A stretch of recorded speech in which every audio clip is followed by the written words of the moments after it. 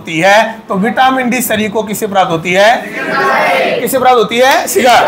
ऐसे कहते हैं सूर्य भगवान के 7 घोड़े हैं। कितने घोड़े हैं? अरे बोलो 7। अब सूर्य भगवान के पास एक घोड़ा है ना, उसका रंग है लाल। अरे बोलो, अरे कौन सा घोड़ा? तो विटामिन डी सूर्य के कौन से घोड़े से ज्यादा मिलती है? तो विटामिन डी सूर्य के लाल रंग के प्रकाश से सर्वाधिक मात्रा में प्राप्त होती है। अर्थात सुबह जो 10 बजे तक का जो प्रकाश है ना, उसमें आप बैठ जाया करो, विटामिन डी मिलती रहती है, कोई दिक्कत नहीं है। तो विटामिन डी शरीर को कैसे मिलती है? कौन से रंग के प्रकाश में? प्रकाश में प्राप्त होती है। विटामिन डी ऐसी विटामिन है जिसका निर्माण मानव शरीर में होता है। कहाँ होता है बेटा?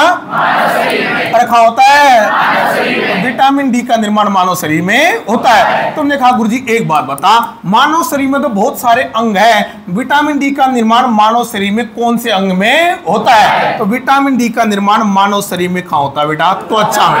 कहाँ होता है बेटा? अरे कहाँ होता है? अब बोला त्वचा में कैसे होता है, ये समझा गुरुजी, समझ में नहीं आ रहा। तो बोलो विटामिन डी का निर्माण कहाँ होता है? मानव शरीर में भी कौन से अंग में होता है? त्वचा। अब देखो मेरे बेटा, ये हमारा मानव शरीर है, मानव शरीर है। बना दो क्या? देखो देखो,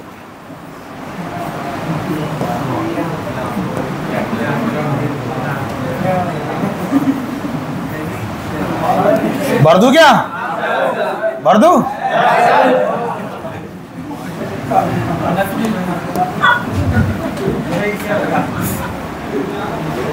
क्या भर दी? जानते तुम यार।